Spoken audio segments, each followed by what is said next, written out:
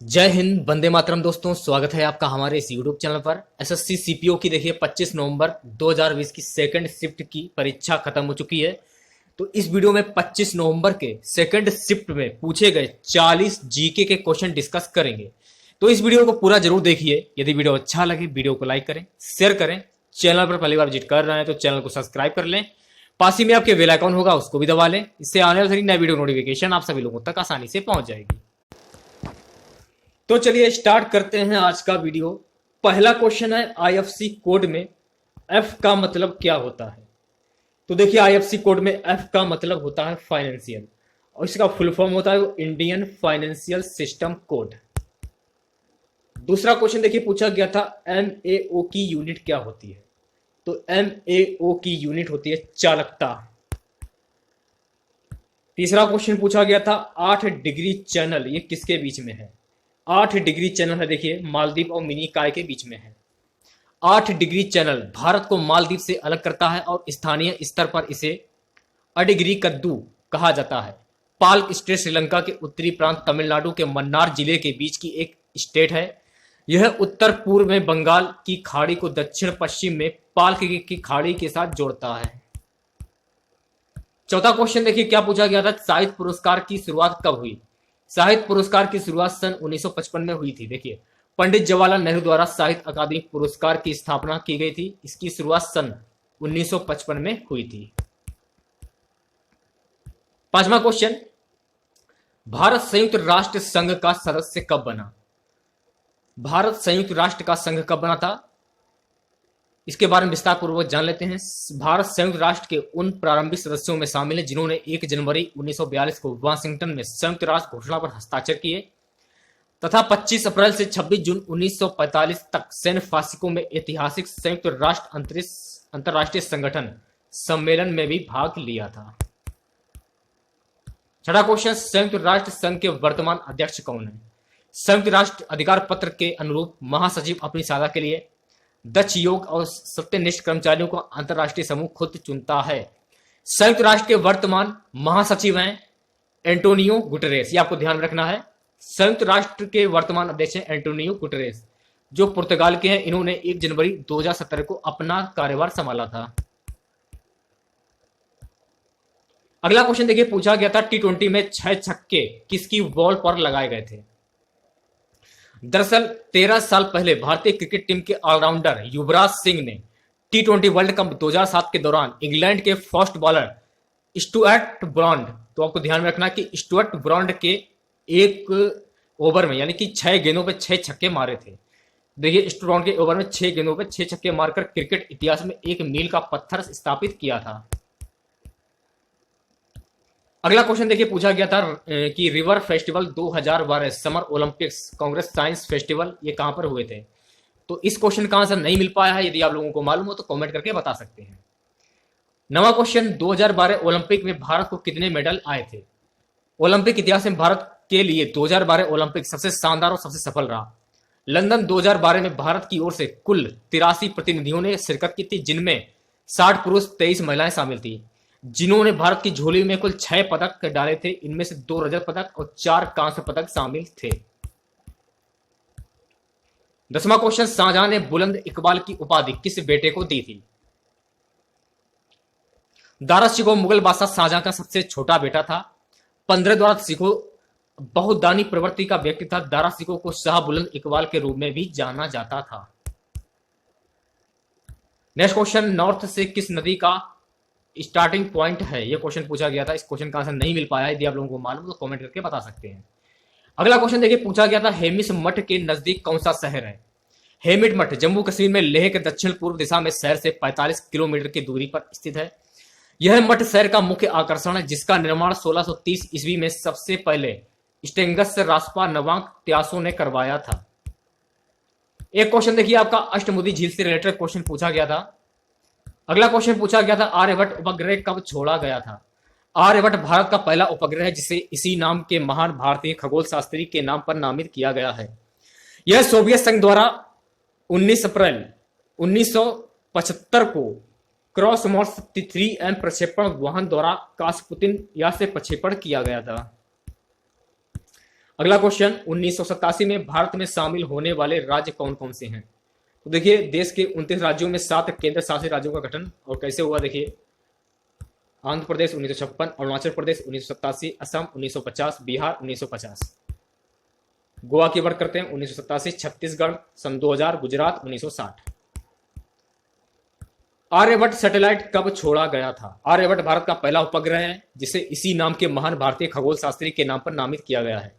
यह सोवियत संघ द्वारा 19 अप्रैल 1974 को क्रॉसमोस 3M प्रक्षेपण वाहन द्वारा कास्पुतनी यान से प्रक्षेपित किया गया था। अगला क्वेश्चन, कर्क रेखा के उत्तर से कौन सी नदी बहती है? तो लूनी नदी बहती है। लूनी नदी उत्तरी राजस्थान की अरावली पहाड़ी से निकलकर सांबर झील से होकर गुजरते हुए दलदल में विलीन हो जाती है। देखिए, क्वेश्चन आपका ओलंपिक से नहीं पूछा गया था, फीफा से क्वेश्चन पूछा गया था, एक बच्चे ने बताया है हमको। अगला क्वेश्चन देखिए, पूछा गया था, एक क्वेश्चन था आपका स्लोगन ऑफ पीएनबी से। उड़ीसा का कौन सा स्टेट बाउंड्री से शेयर नहीं करता? ये क्वेश्चन पूछा गया था, तो इस क्वेश्चन का आंसर नहीं मिल पाया है हमको। अगला क्वेश्चन, मैमल्स का फाइलम कौन सा है? मैलम्स का फाइलम क्या है? चोरटा। तो मैमल्स का जो फाइलम होता है इसके बारे में बिल्कुल मतलब शॉर्ट जानकारी से नहीं, आपको फुल जानकारी से मैं आपको बताऊंगा। फाइलम जो आपका होता है जीव वैज्ञानिक वर्गीकरण में जीवों के वर्गीकरण की एक श्रेणी होती है। आधुनिक जीव वैज्ञानिक वर्गीकरण में यह श्रेणी वर्गों क्लासों से ऊपर जगत किंगडम के नीचे आता है। यानी एक संघ से बहुत से वर्ग होते हैं और बहुत से संघों को एक जीव वैज्ञानिक जगत में संगठित किया जाता है। ध्यान दें कि हर जीव वैज्ञानिक संघ से बहुत से विभिन्न जीवों की जातियां प्रजातियां सम्मिलित होती हैं। 22वां क्वेश्चन देखिए, पूछा गया था जैविक खेती करने वाला भारत का पहला राज्य कौन सा है? जैविक खेती करने वाला भारत का पहला राज्य सिक्किम। सिक्किम देश का पहला पूर्ण जैविक खेती करने वाला राज्य बनकर भारतीय कृषि के लिए ऐतिहासिक उपलब्धि हासिल की है। नेक्स्ट क्वेश्चन पूछा गया था सोन नदी कहां से निकलती है? तो सोन नदी अमरकंटक से निकलती है। सोन नदी भारत के मध्य भाग में बहने वाली एक नदी है। इसे सोनभद्र शिला के नाम से भी जाना जाता है। यमुना के बाद यह गंगा नदी के दक्षिणी उपनदियों में सबसे बड़ी है। यह मध्य प्रदेश के अनूपपुर जिले में अमरकंटक के पास उत्पन्न होती है, जो विंध्याचल पहाड़ियों से नर्मदा नदी के स्रोत स्थल से पूर्व में स्थित है। यह उत्तर प्रदेश और झारखंड राज्यों से गुजरकर बिहार के पटना जिले में गंगा नदी में विलय हो जाती है। 24वां क्वेश्चन, भारत का एससीओ का परमानेंट मेंबर किस वर्ष बना था? यह क्वेश्चन पूछा गया था। तो देखिए, 24 जून 2016 को भारत और पाकिस्तान को भी औपचारिक तौर पर अस्ताना में आयोजित शिखर सम्मेलन में संगठन का सदस्य बनाया गया। 25वां क्वेश्चन, विंटर ओलंपिक 2022 कहां पर होंगे? विंटर ओलंपिक के बारे में क्वेश्चन पूछा गया, तो ये बीजिंग में होंगे। 2022 का शीतकालीन ओलंपिक आधिकारिक रूप से शीतकालीन ओलंपिक खेल एक अंतर्राष्ट्रीय बहु खेल प्रतियोगिता है, जिसका आयोजन 2022 में चीन की राजधानी बीजिंग में होना है। इससे पहले बीजिंग 2008 के ग्रीष्मकालीन ओलंपिक खेलों का भी आयोजन कर चुका है। 26वां क्वेश्चन, ओडिशा किस राज्य से अपनी सीमा साझा नहीं करता है? ओडिशा किस राज्य से अपनी सीमा साझा नहीं करता है? बिहार।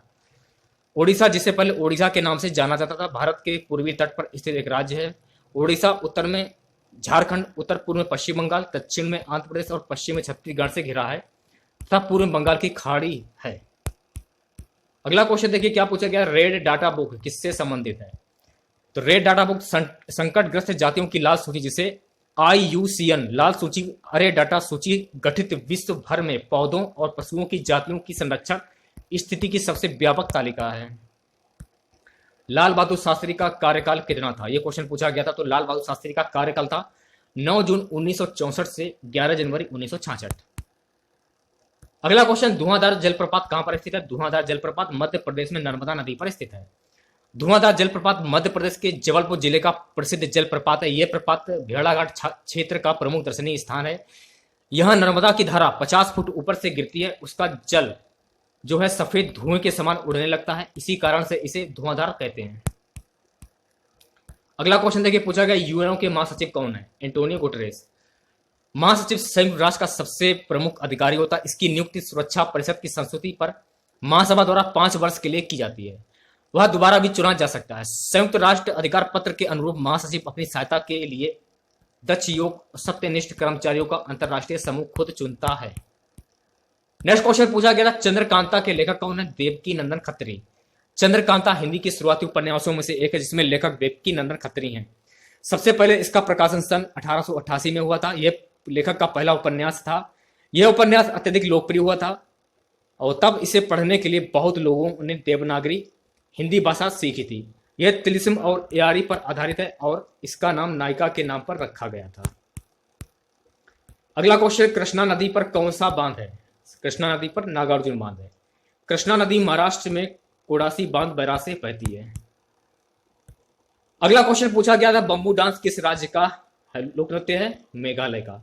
वही मेघालय के कलाकारों का बम्बू डांस आकर्षण का केंद्र है। फसल उगने पर होने पर मिजो डांस में महिला और पुरुषों कलाकारों ने संग मिलकर डांस किया। दूसरी प्रस्तुति स्टिक डांस के तहत कलाकारों ने तलवारबाजी की तरह लड़कियों के प्रयोग से मनमोहक नृत्य प्रस्तुत किया। साहित्य अकादमी साहित्य पुरस्कार की शुरुआत कब हुई थी? यह क्वेश्चन पूछा गया था 1955 में। पंडित जवाहरलाल नेहरू द्वारा साहित्य अकादमी पुरस्कार की स्थापना की गई थी। इसकी शुरुआत सन 1955 में हुई थी। कान्हा नेशनल पार्क कहां पर स्थित है? मध्य प्रदेश में। यह भारत का एक प्रमुख राष्ट्रीय उद्यान है। मध्य प्रदेश अपने राष्ट्रीय पार्कों और जंगलों के लिए प्रसिद्ध है। यहाँ की प्राकृतिक सुंदरता और वास्तुकला के लिए विख्यात कान्हा पर्यटकों के लिए बीच में हमेशा ही आकर्षण का केंद्र रहा है। कान्हा शब्द कन्हार से बना है जिसका स्थानीय भाषा में अर्थ चिकनी मिट्टी से होता है। यहाँ पाई जाने वाली मिट्टी के नाम से ही स्थान का नाम कान्हा पड़ा। इसके अलावा एक स्थानीय मान्यता यह है कि जंगल के समीप गांव में एक सिद्ध पुरुष रहते थे जिनका नाम कानवा था। उन्हीं के नाम पर कान्हा नाम रखा गया।